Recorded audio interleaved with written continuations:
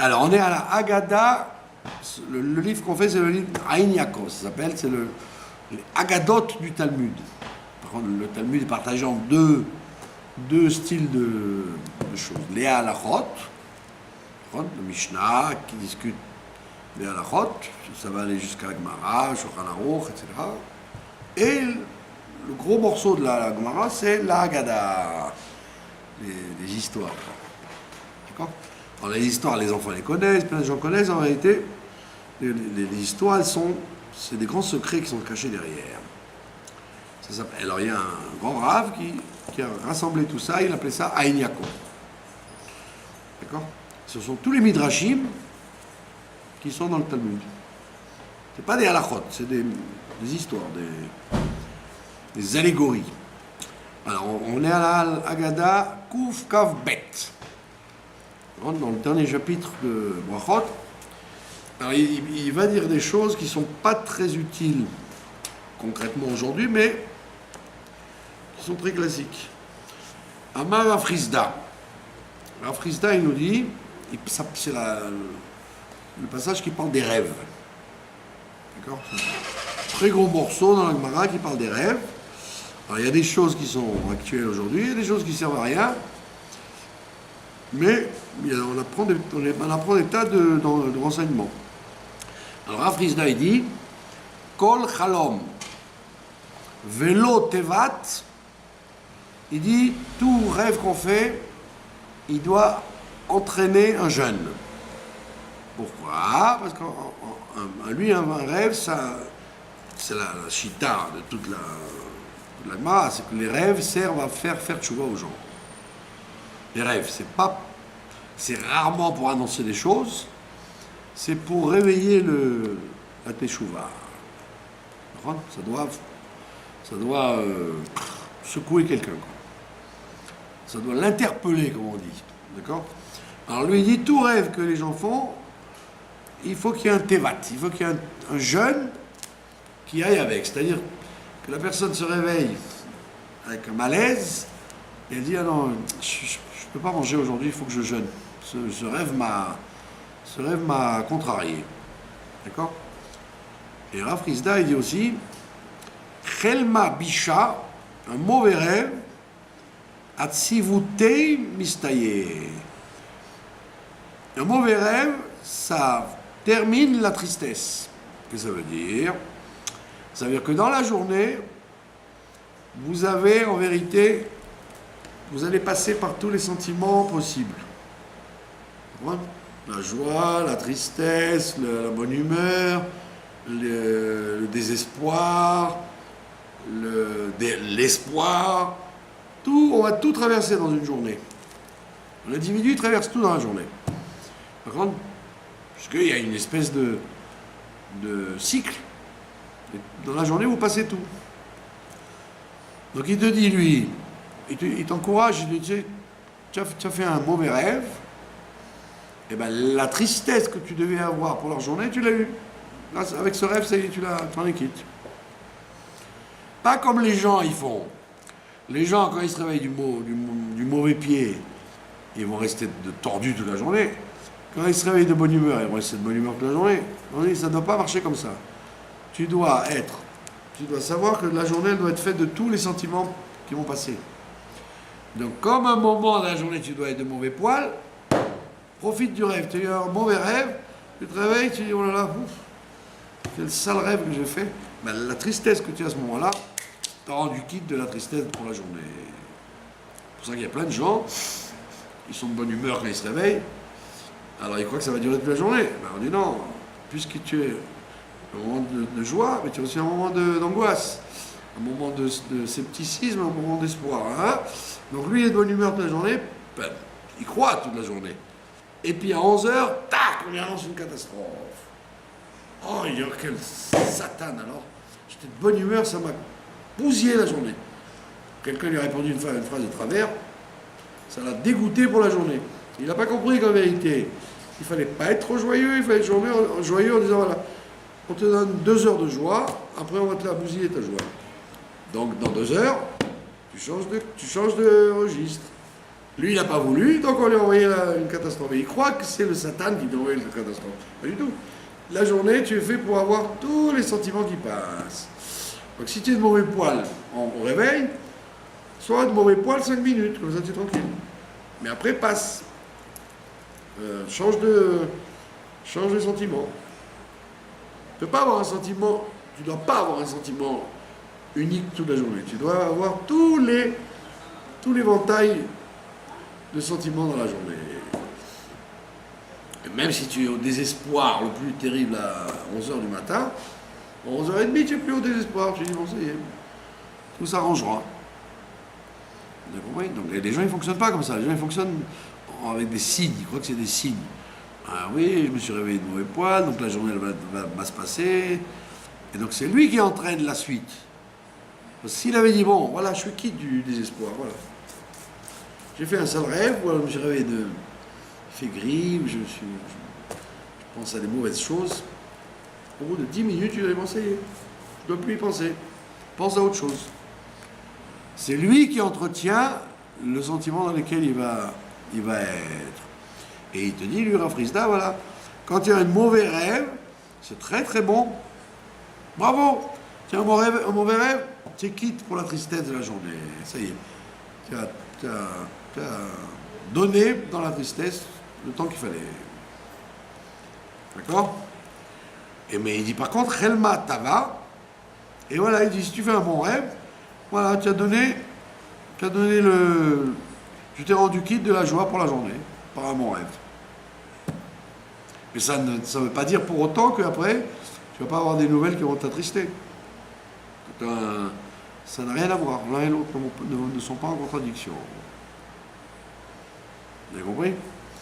Donc il n'y a pas un grand enseignement qu'en vérité, dans la journée d'un individu, vous devez avoir toute la panoplie des sentiments que l'être humain il a. Et donc toute la clé de la réussite dans la vie, c'est de ne pas s'accrocher aux sentiments qu'on a. Il faut être maître, il faut dire non. Là, ça y est, je suis quitte, on continue le film. C'est comme ça qu'on ne se rend pas malade. C'est comme ça qu'on ne vit pas dans les fantasmes. D'accord? Tu n'as pas un événement qui t'énerve. Prendre quelqu'un qui te dit une phrase de travers, il y a des gens qui sont capables de rester toute la journée sur ça, sur cette impression-là. Mais pourquoi faire? Il t'a rendu quitte de la tristesse. Il t'a tordu pendant 3 minutes. Vous voyez que c'est pas évident. Maintenant, il y a un autre qui parle, il s'appelle Rav Yosef. Rav Yosef, il dit, Chelma Tava, un bon rêve, Afilou le didi, bdichoute, mefartale. Rav Yosef était aveugle. D'accord? Il était aveugle, et il dit, moi qui suis aveugle, dit-il, quand je fais un bon rêve,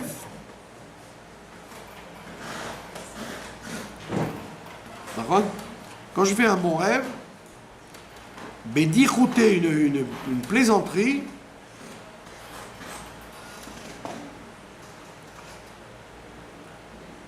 donc comme il est aveugle, donc il a tendance à être, comment dire, voir les choses d'un œil pessimiste, puisqu'il ne voit pas. Donc il pourrait être triste toute la journée. Alors il te dit, lui, quand il fait un bon rêve, il dit, il suffit qu'on fasse une plaisanterie sur ce rêve pour que ça lui abîme son rêve. D'accord? Ça veut dire quoi? Ça veut dire... C'est quoi une plaisanterie sur son rêve? C'est quoi, au lieu de dire ah, c'est intéressant ce rêve, c'est... Ah, ben, Ezrat Hashem, c'est un bon rêve, là. Alors quelqu'un, il vient, il lui dit, j'ai rêvé, un rêve magnifique. J'ai gagné au loto, j'étais content. Et l'autre, il dit, tu sais ce que ça veut dire ton rêve? Ça veut dire que les impôts, ils vont tomber dessus aujourd'hui. Il fait une blague sur lui.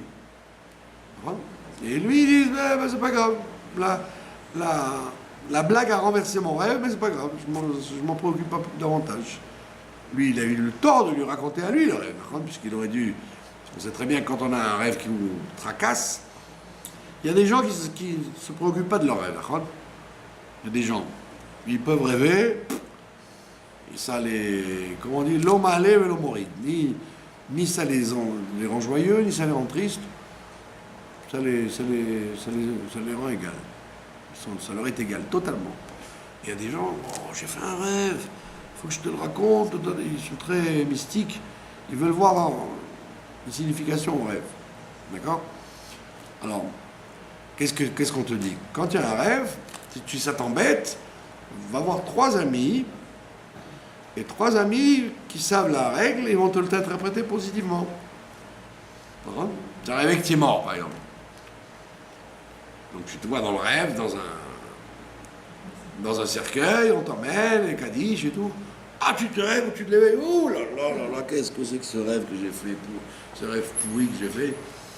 Quand tu vas avoir 3 amis, ils vont dire, oh, mais tu vas vivre longtemps. Tu rêves que tu es mort? Ah, c'est une bonne chose. Quand tu étais malade, tu avais des tuyaux partout. Oh, c'est très bien, c'est que tu ne seras jamais malade. Non, mais si tu as un idiot qui ne connaît pas les règles, il va dire, ah quoi, tu rêves que tu es mort? Oh là là, tu n'en es plus pour longtemps, là. Donc il te dit, Rabbi Yosef, il dit, moi qui ai tendance à... Puisqu'il ne voyait pas, donc il avait tendance à être inquiet plus par ses rêves qu'un autre. Parce que la plupart des rêves viennent de ce qu'on a vu dans la journée. D'accord? Quand quelqu'un vous dit, oh, j'ai rêvé Baba Salé, alors que je ne l'ai jamais vu. Ouais, tu l'as jamais vu, peut-être tu as vu sa photo dans un magasin sans t'en rendre compte, dans le portefeuille de ta voisine dans le bus, et puis tu l'as photographié. Et toi, tu crois que tu es un grand mystique parce que tu as rêvé Baba Salé. D'accord? Il y a la plupart des rêves, 90% des rêves, viennent des choses qu'on a attrapées sans s'en rendre compte, et qui dans la nuit, enfin au sommeil, remontent à la surface. D'accord? Et c'est pas du tout ni prophétique, ni mystérieux. C'est des événements que tu as emmagasinés sans t'en rendre compte. D'accord? Donc ton conscient n'a pas fait attention, mais ton inconscient les a enregistrés. Et quand il les a enregistrés, il les ressort dans le rêve, parce que ça l'a quelque part perturbé. D'accord?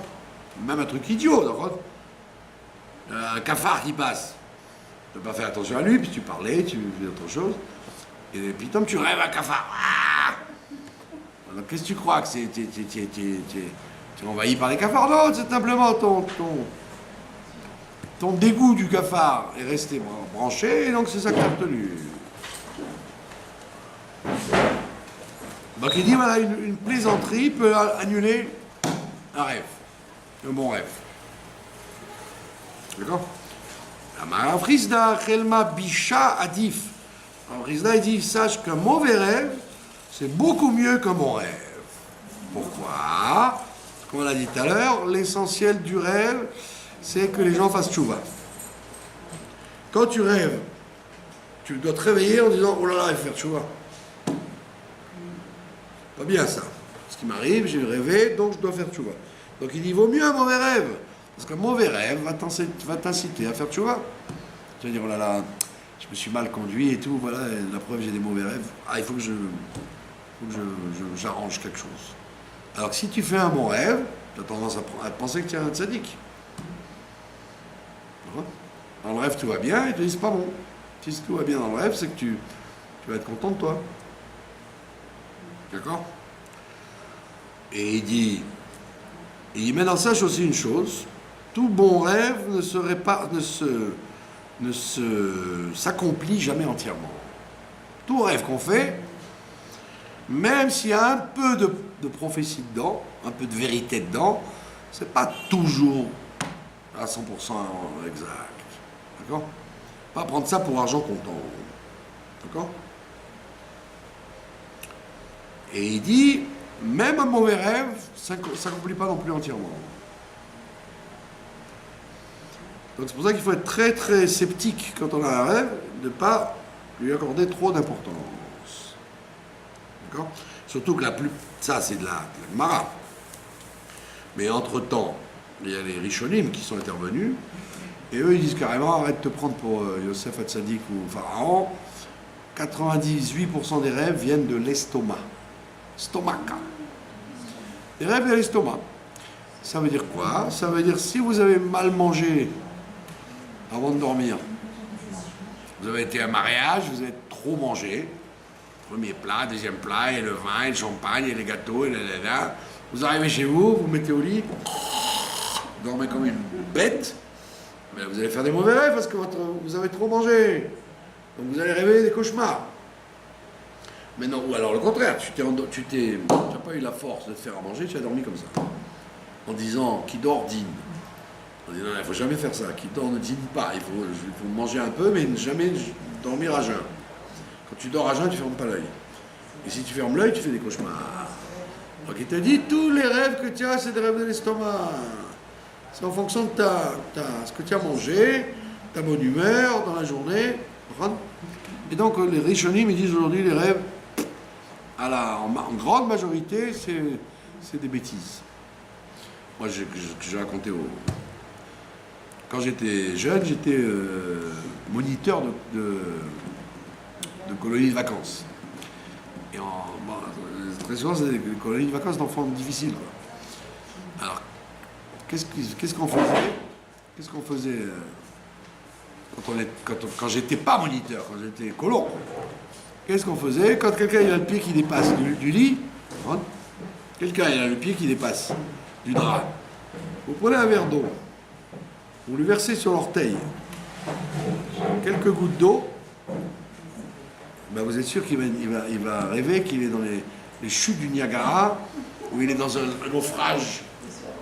Il va se réveiller le matin, il va dire, oh là là, j'étais dans le Titanic, et l'eau, j'étais envahi par l'eau, et tout ça, parce que vous l'avez fait rêver, parce que le contact de l'eau avec l'orteil, ça monte au cerveau, et le cerveau, il travaille, et il lui interprète ça.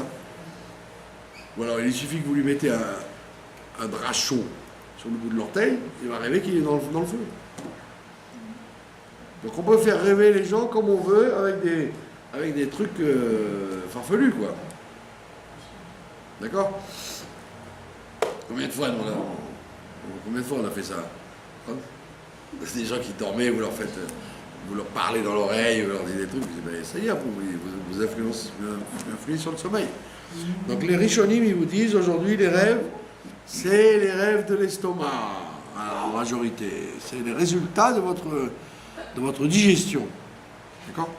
Maintenant, il arrive parfois que le rêve soit très fort, très présent. Alors là, c'est pas un truc d'estomac, c'est un truc vrai, réel. Très très fort, mais pas du tout fou, quoi. Alors là, c'est une composition de votre neshama sur laquelle vous pouvez faire attention, quoi. Vous pouvez réfléchir à la signification. Mais c'est rare. En général, on rêve des trucs qui passent comme ça. Donc, c'est pour ça qu'il y a ce qu'on appelle le Hatavat Chalom. Hatavat Chalom, on l'a dit plusieurs fois, quand les Kohanim ils font la bracha, c'est d'ailleurs pour ça, je suppose, je n'ai pas la preuve, mais je suppose que c'est chez les Lubavitch, ils chantent aïe aïe aïe aïe aïe aïe aïe aïe aïe aïe. Pourquoi ils chantent ça? Pour laisser les gens dire les mots de la Hatavat Chalom. Pourquoi Pitam chantait, on peut chanter rapide. Pourquoi ils chantent longtemps? Pour que les gens puissent dire, si j'ai rêvé, je ne sais pas pourquoi j'ai rêvé, alors fais comme Yosef, transforme mes rêves, ou comme Elisha, nanana, nanana, c'est ce qu'on appelle Hatavat Chalom, rendre le rêve bon. Ça, c'est dans le cas où vous n'avez pas eu l'occasion de demander à 3 personnes de vous l'interpréter. Si vous avez le matin 3 personnes, homme ou femme, vous leur dites, bah, tu connais la règle, il faut interpréter dans le bon sens. Voilà, je te fais te raconter mon rêve, vous allez me dire ce que vous en pensez. Et lui, il doit dire, c'est bien. Ah, tu es mort dans le rêve, c'est magnifique. Maintenant, si vous n'avez pas pu faire ça, alors vous allez à la Beta Knesset. En France, malheureusement, Michouma, les gens, sauf les Sfaradim scrupuleux, les gens ne disent pas Birkat Kohanim, c'est dommage. On aurait dû instaurer Birkat Kohanim tous les jours. Parce que la raison pour laquelle on n'a pas instauré Birkat Kohanim en Chutz Laaretz, c'est parce que c'est un Rishon qui s'appelait le Shimbolé Aleket. Il dit il y a tellement de malheurs dans la galoute, comment les Kohanim peuvent-ils être joyeux pour bénir? Donc il a supprimé.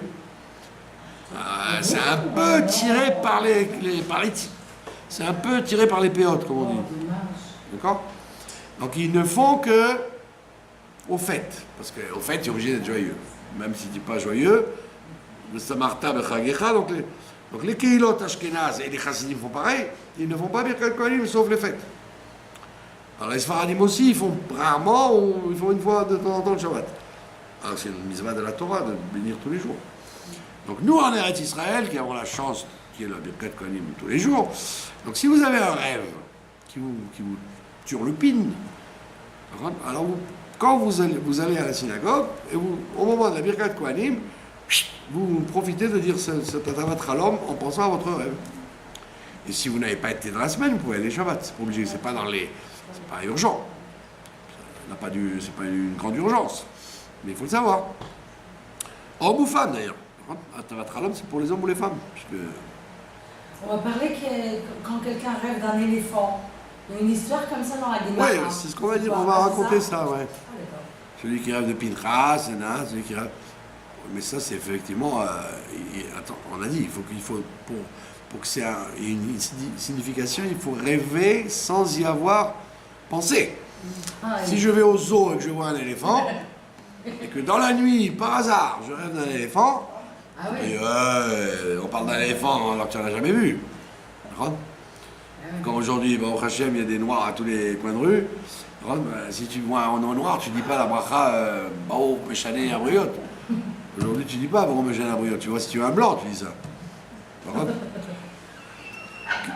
Dieu a fait des êtres bizarres. Oh, un blanc. Ben oui, on vit dans un village aujourd'hui. Donc on parle de quelque chose que tu n'as jamais vu. Ça fait des années que tu n'as pas vu d'éléphant, ni en film, ni en photo. Parce que même une photo, ça peut marquer. Ni dans le zoo. Donc tu rêves un éléphant, là on te dit, ouais, alors là, ça veut dire qu'on va te faire des pilim, pilés plaotes, on va faire des miracles. Ouais. Mais si tu as déjà vu un éléphant, même dans un magasin, tu rentres dans un magasin, il y a un endroit de t-shirt ou de pantalon et écrit éléphant. Et tu vois un éléphant à côté. Ça aussi, ça y est, ça détraquait ton rêve. Détraqué. Bah oui, c'est-à-dire que ton rêve n'a aucun sens. Moi, je voulais en dessiner un. Non, c'est pour ça que quand vous voyez...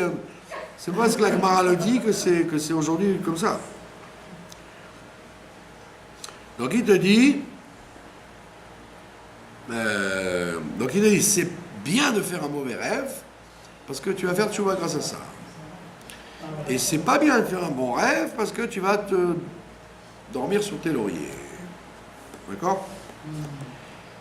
Et il dit, Rav Chisda, encore une fois, il dit un rêve qu'on n'arrive pas à régler, qui n'a pas de solution, c'est comme une lettre qu'on n'arrive pas à déchiffrer. Quelqu'un t'écrit une lettre à la main, et tu n'arrives pas à comprendre l'écriture, le nom, rien du tout. Donc ça te dérange. C'est une bonne nouvelle, c'est pas une bonne nouvelle, qu'est-ce qu'il raconte?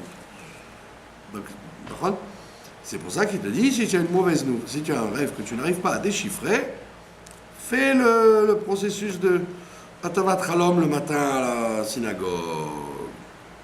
D'accord? Et il dit la preuve, il a écrit dans Kohelet, Ve'aelokim asach shehiru milfanav. Dieu, il a fait qu'on le craigne. Donc, Dieu, il fait tout pour qu'on le craigne. Alors, qu'est-ce qu'il fait pour qu'on le craigne? Ben, il fait peur. D'accord? Si les gens... Il y a des gens qui ont la crainte de Dieu par travail. D'accord? Il y a des gens qui ont la crainte de Dieu par nature, mais c'est plutôt de la superstition. Donc, celui qui a la crainte de Dieu par travail, la crainte de Dieu par travail, ça veut dire... Il sait qu'il va dire la Shonara, il se la ferme. Il dit non, je ne dis pas la Shonara, je crains Dieu. J'aurais pu voler mon prochain, je ne le vole pas, je crains Dieu. J'aurais pu faire telle et telle chose, mais comme je crains Dieu, je ne le fais pas. Mais la majorité des gens Tant qu'ils n'ont pas reçu un box dans la figure, ils ne craignent pas Dieu. Vous comprenez? La majorité des êtres humains. C'est comme les enfants mal élevés. Tant qu'ils n'ont pas reçu une tannée, ils continueront à nous mettre la tête comme ça. D'accord? Donc, les êtres humains sont comme ça. Donc, tant que vous ne leur envoyez pas un tremblement de terre ou une catastrophe économique ou un malheur, ils ne craignent pas Dieu. Comme dit l'autre, ils ne voient pas le feu rouge, il n'y a pas de feu rouge, ils roulent comme des fous. Donc il te dit, Shlomo Ameler, il te dit, Dieu a créé l'homme pour qu'il le craigne. Et donc il va tout faire pour qu'il le craigne. D'accord? Pourquoi il y a des gens qui ont des problèmes de Parnassa? Pourquoi les gens ont des problèmes? Beaucoup pour ça. Parce que s'ils avaient une Parnassa tranquillote, eh ben ils ne craindraient pas Dieu. Il dit, je suis tranquille, je peux claquer mon argent, je ne crains rien. Mais quand il sait qu'il n'a pas d'argent, il craint Dieu, il dit, je t'en supplie, ne me fais pas des problèmes, je ne sais pas comment je vais finir la journée, le mois. Donc on voit bien que la majorité des inquiétudes que les gens ont, c'est pour qu'ils craignent Dieu. C'est l'enseignement d'ailleurs quand on va voir une maison de mort, des endeuillés. D'accord? Quand le rabbi a perdu sa femme, il y avait tous les admorim, les rabbanim, les présidents qui venaient et qui lui disaient qu'est-ce qui s'est passé, gna gna gna, pourquoi, gna gna gna. Le rabbi répète à chaque fois, ça n'a aucune importance, qu'est-ce qui s'est passé, ça n'a aucune importance, pourquoi c'est arrivé, comment c'est arrivé. Ce qui est important, c'est ce qu'il dit Shlomo Ameler, B'achai iten el libo. Le vivant doit prendre de la graine des événements qui arrivent. Quand il y a une mort, pas dire pourquoi c'est passé, comment c'est dommage, il était jeune, il n'était pas malade, gna gna gna. Ça n'a aucun intérêt, puisque l'heure c'est l'heure, de toute façon. Donc la seule chose qui doit te préoccuper, c'est que puisque tu sais que ça va t'arriver toi aussi, par contre, depuis Adam Arishon, tout le monde a passé l'arme à gauche, par contre, à part Eliyahu Hanavi qui est parti. Tous les êtres humains ont passé l'arme à gauche depuis Adam Arishon, ça fait quand même plusieurs milliards en plusieurs milliers d'années. Donc, ça va t'arriver. Puisque ça va t'arriver, dis, oh là là, puisque ça peut m'arriver à tout moment, alors il vaut mieux faire des bonnes choses que je parte tranquille. Comme disent les gens qui font les spédim, Tov Shem Shem Tov, il vaut mieux partir avec un bon nom qu'un sale nom. Donc c'est uniquement pour ça qu'on t'a amené la mort. Et on t'a amené à visiter les endeuillés pour que tu te mettes ça dans la tête. Je vous ai raconté cette histoire 3000 fois, je vais la raconter, mais c'est pas grave. Qu'il y avait un couple de gens qui étaient fâchés à mort avec le frère avec la sœur, le frère avec la femme et l'autre frère avec sa femme. Deux couples. Une grosse dispute très grave. Et bon, ils se sont quittés fâchés, très gravement. Et dans la nuit, donc ils ont pris chacun leur route, et dans la nuit, un des couples a eu un accident, ils sont morts tous les deux. Accident frontal, homme et femme, arme à gauche. Donc, le lendemain, il y avait l'enterrement. Alors, je ne vous raconte pas, c'était des films anglais, des films de terreur anglais, ouais, sous la neige. La neige? Sous la neige. Alors, et donc, il y a un peu l'angoisse. Un enterrement sous la neige, avec pas grand monde, puisque très dur d'arriver. Et alors, moi j'arrive là-dedans. Donc, qu'est-ce que j'ai dit? Donc, le Rav, il a fait un discours. Et avant de partir, j'ai dit au frère, frère et à la belle-sœur, j'ai dit, demandez pardon sur la tombe, parce que vous êtes partis comme ça. Vous êtes partis fâchés. Ils ne savaient pas quoi faire. Il faut demander pardon. Même si vous aviez raison, entre guillemets, demande pardon, parce que c'est jamais bon de partir en bis-bis. D'accord? C'est pour ça que l'Admorazaken, il dit Erev Kippour, il faut demander pardon de peur que. Et l'Admorazaken, il dit c'est quoi Erev Kippour? Il dit c'est pas Erev Kippour, C'est le lendemain du Kippour précédent. Ça s'appelle Erev Kippour du Kippour d'après. Ça n'attend pas Erev Kippour pour te rabibocher avec une personne. Si tu as un litige quelconque, on parle de quelque chose de sérieux. On parle pas de... Tu n'es pas d'accord 5 minutes. On parle d'un truc d'être fâché. Si tu es fâché, à la seconde même où tu es fâché, va faire la paix. Parce que tu ne peux jamais savoir si dans 5 minutes, on va pas te rappeler au... Je vais savoir. Qui es-tu? Tu es maître d'une situation quelconque. Donc, il ne faut pas attendre des rêves qui pour d'après, parce que tu ne sais pas si tu vas arriver jusque-là, ou si lui va arriver jusque-là. Demande pardon tout de suite. Fais la paix. Et ne te dis pas, oh, ça va, dans le temps, il est en bonne santé, je suis en bonne santé. Un de ces 4, je ferai la paix avec lui. Non, fais tout de suite. Arrange-toi à faire la paix, mais c'est jamais bon de quitter ce monde-là avec une rancœur vis-à-vis de quelqu'un. D'accord? Donc ça veut dire quoi? Ça veut dire que tout ce que tu dois faire dans la vie, c'est pour te donner la crainte de Dieu. T'inciter à la crainte de Dieu. C'est pour ça que j'ai répété 1 million de fois. Quand il y a un Rav Lubavitch très respectable qui m'a dit, vous savez, moi, mes shochatim, ils ont tous la crainte de Dieu. Ah, j'ai dit bravo, vous avez l'échelle de Richter de la crainte de Dieu, bravo. Moi, je sais qu'une kippa, ça coûte 10 shekels et une barbe, c'est gratuit. Donc, la crainte de Dieu, parce qu'ils ont une barbe et une kippa, et qu'ils font ça quand ils prient, pour moi, c'est du bluff, archi-bluff. Je dis, comment vous savez qu'ils ont la crainte de Dieu, vos shochatim? Vous savez quoi? Amenez-moi un de vos shochatim, je vais lui voler 100 shekels. On va voir s'il va me donner un box ou il va me dire, ah, excuse-moi, peux-tu me rendre, s'il te plaît, mes 100 shekels? Pour 20 shekels, il est capable d'envoyer un tueur à gage. Ne racontez pas la Yirat Shamayim. Mais oui, c'est quoi la Yirat Shamayim? Sur l'argent, sur les femmes, sur le... C'est ça, c'est les midot. Faire du cinéma parce que tu vas au mikvé et tu fais ritat devant tout le monde pour dire que tu es Yirat Shamayim. Si je te chatouille un peu sous les bras, on va voir si tu vas avoir la Yirat Shamayim. Donc, comment vous pouvez... Par contre, comment un rave honnête peut dire « Mais shochatim ont la Yirat Shamayim » Mais arrête de te moquer du monde. C'est toi-même qui n'as pas d'Yirat Shamayim si tu parles comme ça. Tu te moques du monde. La Yirat Shamayim, c'est un grand test. Un grand test que tu ne peux pas vérifier quand tout va bien. Quand est-ce qu'on va à la Yirat Shamayim? S'il y a une bagarre, s'il y a un conflit, s'il y a... C'est tout.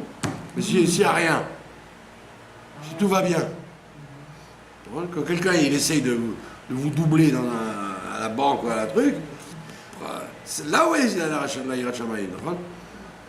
Il y a des gens qui vous volent dans la figure et vous disent, moi, comme les Arabes, oui, moi, ben les Arabes ils ont appris des gens qui n'ont pas de Yirat Shamayim. Donc, c'est pour ça qu'on te dit, tu dois avoir la Yirat Shamayim réelle. Et la Yirat Shamayim réelle, ça c'est pas écrit dans les journaux, et c'est pas le Rav qui donne le tampon qui connaît la Yirat Shamayim. D'accord? Et toute la vie, elle est faite pour ça, pour avoir la Yirat Shamayim. Bah évident. C'est pour ça qu'on dit Shomer Shabbat et pas Zocher Shabbat.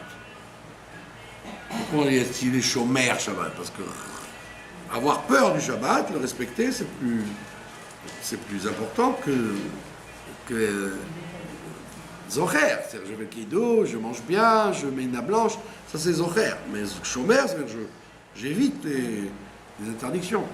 Donc la Yirat Shamayim, ça veut dire avoir peur de faire un dommage aux hommes et à Dieu. Celui qui n'a pas crainte de faire un dommage ou aux hommes ou à Dieu, les hommes d'abord avant Dieu, c'est pas des Yirat Shamayim. Next, please. Dégagez, c'est pas... D'accord? C'est pour ça que lui, il te dit, pour quelle raison on a un rêve effrayant? Pour que la personne se secoue. Et quand une personne a fait le Shabbat et on voit qu'il a fait des fautes et il n'y a pas de Yirat Shamayim alors, alors qu'est-ce qui se passe là? Il fait pas vraiment Shabbat alors. Non, il peut faire Shabbat et pas avoir Yirat Shamayim vis-à-vis des Ben Adam Lachavero, entre les gens. Yirat Shamayim, c'est dans beaucoup de domaines. D'accord? C'est une faute aussi. Oui, ça peut être. Alors il te dit, Amar Rabba bar Bachana, Amar Rabbi Yochanan, Ze Chalom Ra. Donc lui, il te dit, de quoi on parle quand on a dit que Dieu veut te faire avoir la crainte? C'est que c'est un mauvais rêve, donc il est d'accord avec ça. D'accord? On l'a déjà dit tout à l'heure, celui qui a un rêve, il doit le raconter. En le racontant, il va le positiver. D'accord? S'il a un rêve, il va le positiver grâce à l'histoire qu'il va raconter. Et maintenant, il te dit, dans un rêve, il y a écrit dans le pasouk, la paille et le blé sont ensemble. Alors, on dit quel rapport le rêve avec la paille et le blé? Alors ça, si vous connaissez, tout le monde connaît ça. Il dit, Rabbi Shimon Bar Yochai, il dit, comme il ne peut pas y avoir de blé sans paille, la paille va avec le blé, il ne peut pas avoir de rêve sans bêtises dedans. Un rêve ne peut jamais être intégralement vrai. Il y a plein de bêtises dedans. D'où on l'apprend? De qui on l'apprend? De Yosef. Yosef Hatzadik, bravo. Ah, pour une fois, il a gagné. De Yosef Hatzadik, Il est temps. quand il a dit à son père, tu sais papa, j'ai rêvé la lune et le soleil, Ah ouais. et 11 étoiles qui se sont prosternées devant moi. Il a dit la lune et le soleil, c'est papa et maman. Et Jacob lui a dit, mais non, comment ta mère elle va se prosterner devant toi, elle est morte, la pauvre Rachel. Donc là, on apprend que c'était pas exact. C'était pas le père et la mère. Bon, Rachid dit parce que c'était Bila qui l'a élevé, donc ça marche. Mais réellement, ça ne peut pas être sa mère. À moins qu'il ait cru qu'il allait avoir la résurrection des morts jusqu'à la réalisation de son rêve. Mais d'après le rêve, c'était impossible. Vous là, tu apprends qu'il ne peut pas y avoir de rêve sans bêtises au milieu. D'accord? Après, il dit, dans la même foulée, Rabbi Lévi, il dit, dans la même foulée, il dit, puisqu'on parle de Yosef, alors il te dit, sache qu'un rêve, tu as 22 ans, s'il est vraiment un rêve prophétique, prémonitoire, comme on dit. Hein? Si c'est un rêve prémonitoire, tu as 22 ans pour attendre qu'il se réalise. Ne te désespère pas. Et d'où on l'apprend de Yosef, encore une fois. Il a rêvé ça, il avait 17 ans. Les rêves qu'il a fait, il avait 17 ans. Et le temps il se lève devant Pharaon, il avait 30 ans. Plus 7 ans de famine, plus 2 ans que son père arrive, ça fait 22 ans. Donc pendant 22 ans, il a espéré la réalisation de son rêve. Comme on l'a dit tout à l'heure, à moins que ce soit vraiment un rêve prophétique, ce qui ne nous est pas forcément donné à nous. Sinon, passe, c'est joli, c'est tout ce qu'on veut, mais ça ne veut rien dire. C'est un rêve, comment dire, agréable, tout ce qu'on veut, mais... Hein? Mais c'est pas, il ne faut pas en tirer de là un enseignement. Tu peux même attendre 22 ans multiplié par 1000, tu ne verras jamais la réalisation exacte de ce rêve. D'accord? Pas de questions?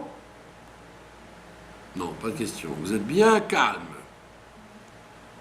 Parce qu'on rêve pas, nous. Bah oui. Alors. Les rêves du soir et les rêves de la sieste ont la même importance. Quand on fait une sieste de 1 heure, 2 heures dans la journée, parce qu'on rêve aussi de temps en temps. Bah oui. Est-ce que ça a la même importance qu'un rêve du soir? Bah ouais, ça n'a rien à voir. Non. Ouais, pareil. Vous connaissez cette expérience qu'ils ont faite avec les chats?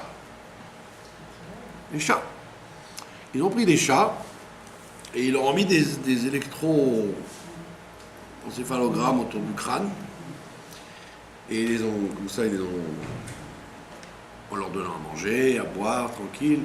Et dès qu'ils s'endormaient, alors certains chats, ils les laissaient dormir tranquille, et certains autres chats, ils leur faisaient des secousses quand ils dormaient. Ils les empêchaient de rêver. Oh là là, quelle horreur. Les chats rêvent, ouais. Et vous voyez sur l'électroencéphalogramme, quand quelqu'un dort, en bonne santé, hein, bon, Hachem, pas un malade. N'importe qui dort, même quand il dort, son électroencéphalogramme, il bouge en fonction de l'intensité de ses rêves. C'est pour libérer l'inconscient. Ouais, donc on le voit, vous, ça monte, ça descend, c'est plat. Et donc ils ont fait ça à des chats. Tous les chats qu'ils ont empêchés de rêver, au bout de quelques jours, sont morts.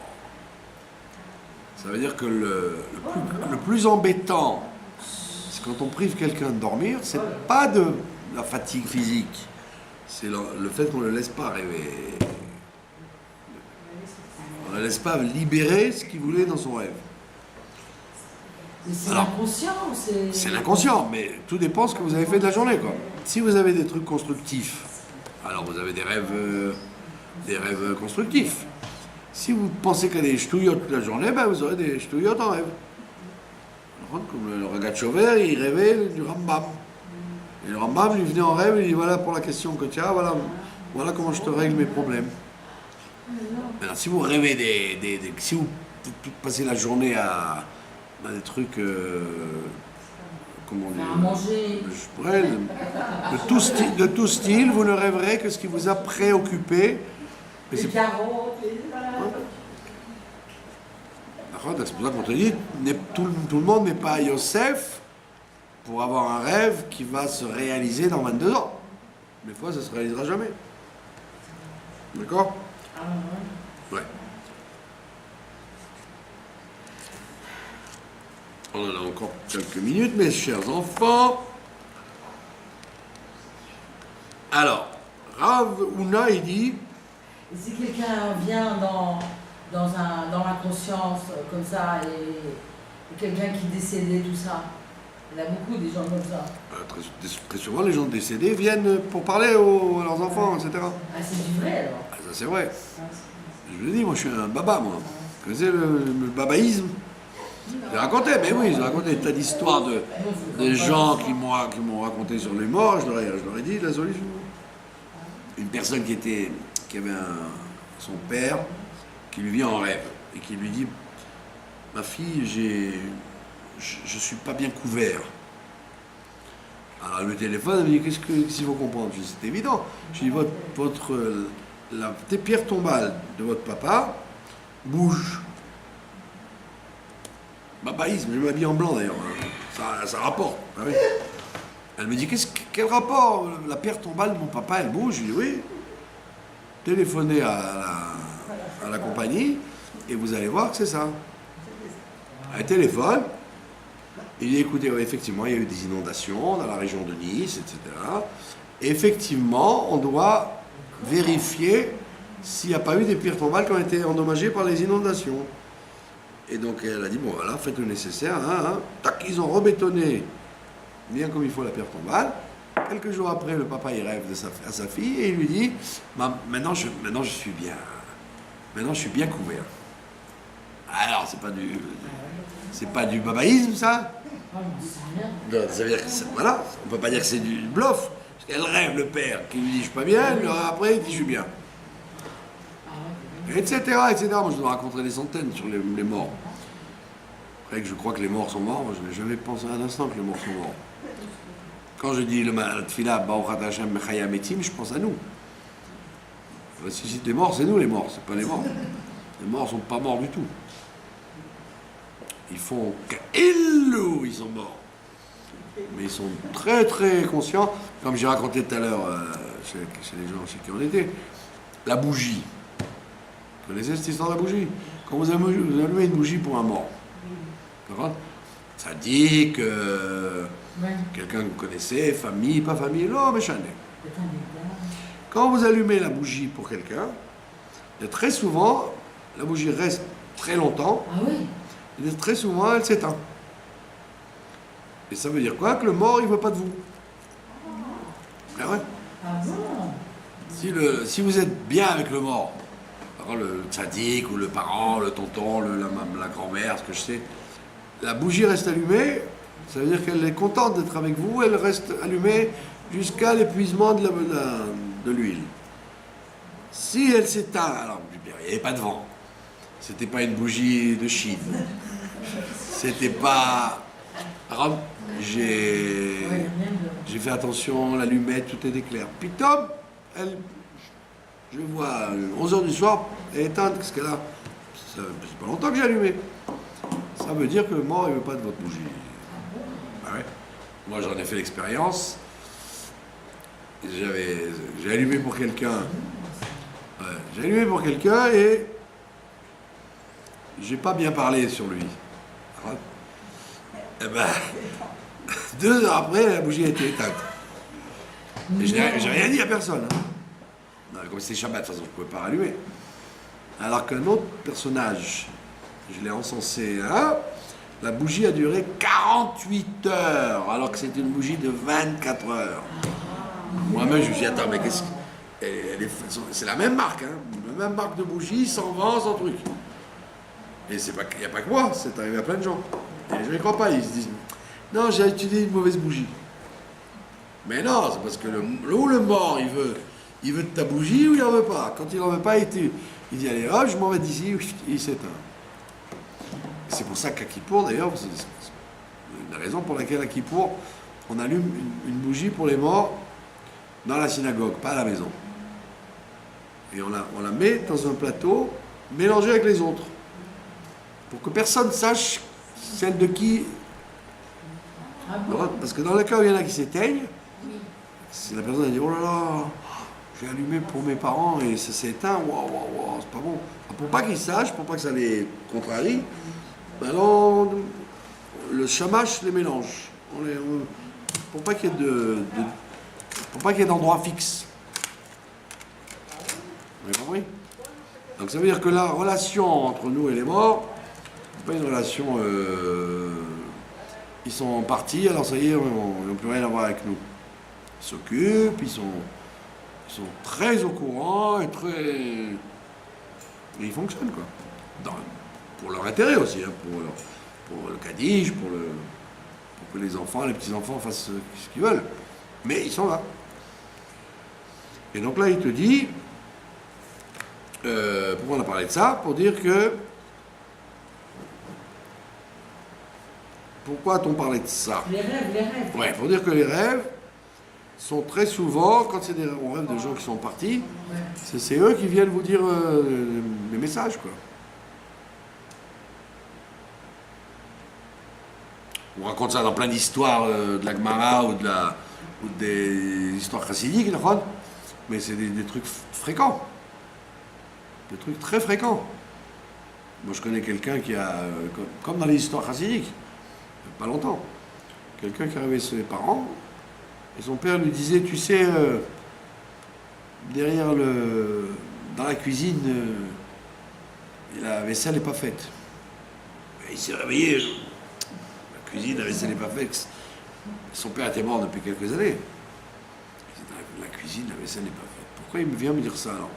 Il va dans la cuisine, la vaisselle, elle était faite. Alors sa femme, elle lui dit, écoute, pourquoi il a dit ça, ton père? Dans le rêve, la vaisselle n'est pas faite. Alors il dit, je sais pas, tu sais quoi? Quand on est rentré dans la maison, derrière le plateau, derrière l'armoire de la cuisine, je crois qu'il y a quelque chose et qu'on n'a jamais enlevé l'armoire. Je crois pas que ça vaudrait le coup de... Alors il dit, oui, ça vaudrait le coup. Alors il défend l'armoire où il y a la vaisselle. Et il voit qu'il y avait un trou, quelque chose derrière l'armoire à vaisselle. Et il trucs, et il voit de l'argent dedans. Il y avait une espèce de trésor que les gens avaient laissé. J'espère que c'était en dollars, parce que sinon si c'était en monnaie qui a disparu, c'est embêtant. Et donc le père a voulu leur signifier qu'il pouvait être riche grâce à ça. Oh là là. Ouais. Il lui a dit, la vaisselle n'est pas faite. Quel rapport avec la vaisselle? De là, on voit que votre question que vous avez posée est exacte. Les rêves comme ça, on ne doit pas en tenir compte tellement, mais les rêves des gens qui sont partis et qui viennent nous parler, que ce soit les grands-mères, les parents, les rabbinim, hein, c'est qu'ils ont quelque chose à vous dire. Faut pas dire c'est rien. D'accord? Maintenant, Rabbi Lévi, il y avait un grand monsieur, il s'appelait Rabbi Lévi, il dit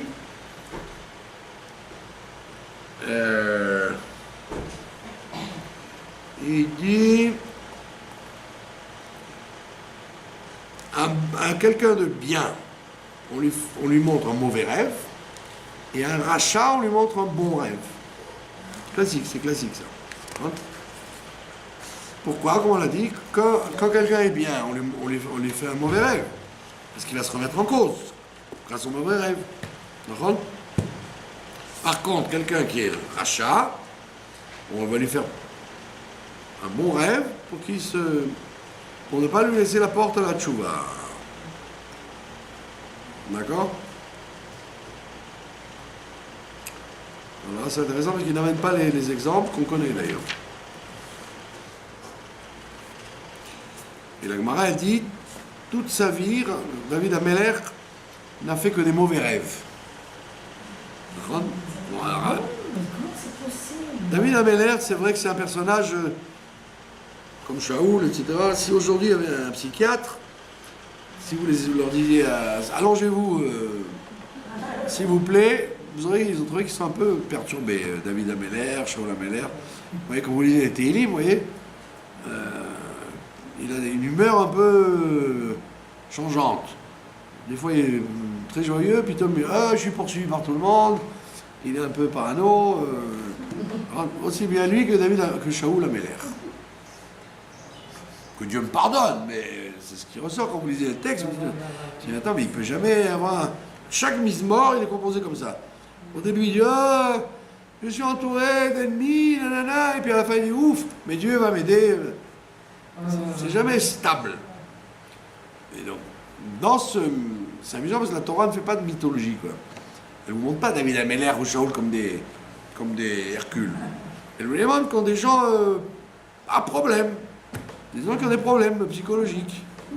C'est pas des gens tranquilles, quoi. Ah oui. C'est pas des James Bond, par contre. James Bond, il saute de l'avion, en costume, bien sûr, sans parachute. Et le nœud papillon, il n'a pas bougé en bas. Il remet la mèche, simplement parce que la mèche est tombée. Mais ni il a mal, ni il a mal au cœur, ni il a mal aux pieds, ni il souffre, rien du tout. Il prend un truc, et puis ça y est. Donc